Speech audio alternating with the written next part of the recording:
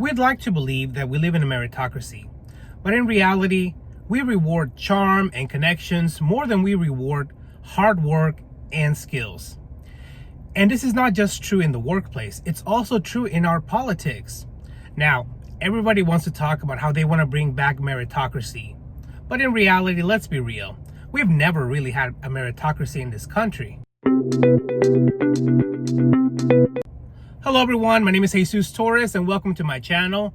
Now, let's talk about hard work versus charm in the workplace. Now, online and on social media, we see a lot of videos from hardworking employees who do their best and work hard, put in the hours to be able to get promoted. But instead, those promotions go to the people who are charming, the people who know how to, make the right connections, who know how to network, those people who know how to play the game. Well, let me ask you, when this happens, all the people that are doing the hard work eventually end up leaving the companies. And what happens here? The companies are left with just the charm people as leadership, and eventually this leads to a dynamic where a lot of people are just churning in and out. Imagine all the lost potential because leadership roles are being given to people who are charming, who know how to network, rather than the people who know how to do the job and know how to put in the hours and do hard work. Tell me, has this ever happened to you? Have you been passed over for a promotion where you worked hard, you put in the hours, and you felt that you deserved this promotion, but instead somebody who just knew how to, network, who went out to play golf with the manager, they got the promotion? Or have you seen this happen to other people? Or do you agree or disagree about this charming versus hardworking dynamic? Now, let's talk about how politics repeats the same pattern. A good example of this would be right now when there's a lot of people, a lot of Republicans especially, in 2025, who are mad because they don't like what's going on, and there's a lot of people getting laid off, or certain benefits that were helping them are being cut off. In this instances, we're seeing a lot of them go to town hall meetings, and when they go there, they're expecting their politicians to represent them, to advocate for their needs, to hear them out. But instead, the politicians are just looking out for themselves. They're trying to stay in office. That's all they care about. So the constituents, they're angry, they're mad because they thought they voted for somebody who's going to stand up for them.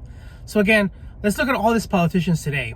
A lot of them from either party, not just Republican, they have been in office for years, almost their entire lives. They've never worked in anything outside of politics. These politicians, they don't really understand what the everyday American goes through. Yet, they're the ones that are making the rules for all of us. Now, with this in mind, why is this? Is this because they're talented? Or is it because a lot of them are just very good at selling us the dream? Telling us that what we want to hear is what they're going to do.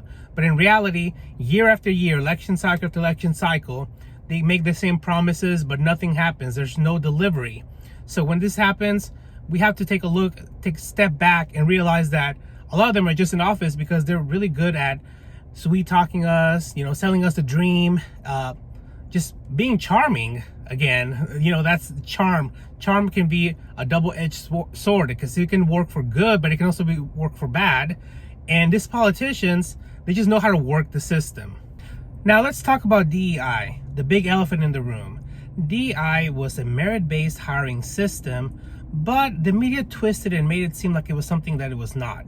And they said it was race-based hiring. DEI stands for diversity, equity, and inclusion. And this covered not only race, but as many people have found out recently, DEI also covered women, veterans, people with disabilities, and other marginalized groups. This system of DEI was created so that the most qualified person, the best fit for the job, was the one that was hired instead of relying on the good old boy system. Now, because the media twisted it and made it seem as a race-based system, DEI is now being dismantled on the premise that we're going to have a meritocracy. So this brings us back to the meritocracy. And again, I ask you, have we ever really had a meritocracy in this country? Now, why do I ask this? Because if we go online to social media, we go to TikTok, we go to YouTube, we see the same pattern. There's a lot of videos from people who have proven results. They have put in the work and they put in the hours, yet they're not getting the promotions, they're not getting hired. Instead, people who are charming, who are sweet talkers, they're the ones that are being put in leadership roles or being hired for certain positions.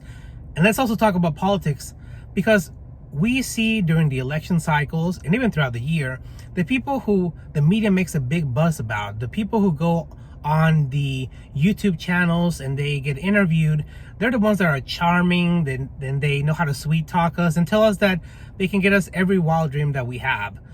And then a few months after they get elected into office, everybody's mad because they say those politicians don't know what they're doing and they're not delivering results. So this makes me have a question. And let me know if you agree or you don't agree with this question. If we're now saying that we're going to protect the meritocracy, we're going to protect skills, does this open up the possibility that if somebody has proven work, has proven skills, and they do not get hired or promoted, instead somebody who is not really skilled, who's just charming, gets promoted, can the person that was bypassed sue? Because if we're saying we're going to protect the meritocracy, isn't that saying that we didn't follow the law and we didn't promote or hire the person that was more skilled, that was the right fit for the job based on the meritocracy? Now let's talk about the irony of attacking remote working. The same people who are calling for a meritocracy are the same people who say that people who work from home are lazy. Well, I believe that when you work from home, you're actually showing your skills, because it's just you making sure you meet all the deadlines, you complete all the work. They're actually showing more results than somebody who's just working from the office. And during the pandemic, there were studies that showed that when people worked from home, they actually were more productive. Now, if we are working from home, we're actually showing, like I said earlier, your skills. There's no avoiding responsibilities. There's no office politics. There's no charming your way out of it. It's actually your skills that speak for themselves.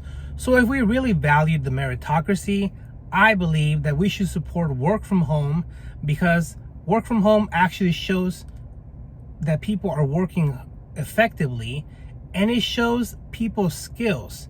It shows how productive they can be, rather than just relying on how charming somebody is. In conclusion, whether in the workplace or in politics, the meritocracy is just a myth. We hire people, we elect people based on how they make us feel, not on what they contribute. If we were truly a merit-based society, we'd hire people, we'd elect people based on their contributions, on their skills, not on their personality. And until that changes, hard work is just not going to be enough. Now, if you like what we talked about today, please don't forget to give it a like and subscribe. And until next time, my name is Jesus Torres, and hope to see you soon.